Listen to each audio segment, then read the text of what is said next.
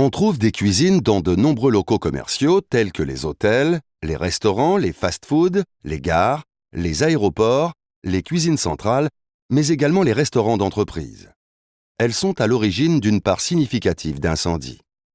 Même si la cuisine n'est pas au cœur de l'activité de l'entreprise, un incendie dans cette zone est susceptible de se propager dans les bâtiments et causer d'importants dégâts.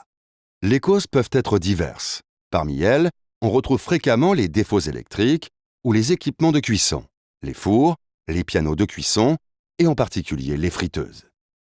Les feux de friteuse sont une cause fréquente d'incendies de cuisine. Si l'huile est chauffée à des températures trop élevées, à cause d'une erreur humaine ou d'une défaillance de thermostat de régulation, ou si elle est trop usagée, elle peut s'enflammer plus facilement à cause de l'oxydation et des impuretés. C'est pourquoi il est important de la remplacer régulièrement. Une auto-inflammation peut se produire et causer un incendie. S'il n'est pas contrôlé rapidement, il peut se propager facilement, notamment dans des zones cachées, d'accès difficile, telles que les plénums et les conduits d'extraction. L'accumulation de graisse à l'intérieur de la hotte et dans les gaines d'extraction peut contribuer à la propagation d'un incendie. Mesures de prévention. Concernant les équipements et installations de cuisine, il convient de veiller à ce que les équipements de cuisson ne soient pas laissés sans surveillance lors de leur utilisation. Maintenir une bonne tenue générale dans la cuisine afin d'éliminer la présence de charges combustibles inutiles. Nettoyer les filtres et inspecter l'intérieur des hottes au minimum toutes les semaines. Nettoyer les gaines d'extraction 1 à 2 fois par an. Remplacer régulièrement les huiles de cuisson en fonction de leur utilisation. Et entretenir les équipements et contrôler leur sécurité régulièrement par une entreprise compétente au moins tous les ans.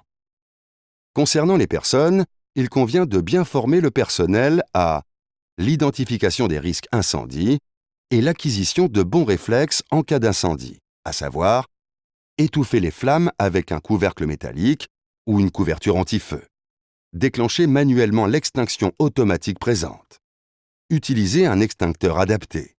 L'extincteur de classe F est spécifique pour les feux d'huile et de graisse alimentaire. Tout en évacuant, éteindre l'équipement, déclencher l'alarme incendie et couper les énergies dans la cuisine. Cette formation devra être accompagnée par l'affichage de fiches réflexes et la réalisation d'exercices incendie réguliers. Protection. Lors de la construction et l'aménagement de la cuisine, il convient de mettre en place les bonnes pratiques suivantes. Éviter les éléments de construction combustibles, comme les panneaux sandwich avec isolation en mousse polystyrène et polyuréthane. Et installer la cuisine dans une zone isolée pour limiter le risque de propagation incendie.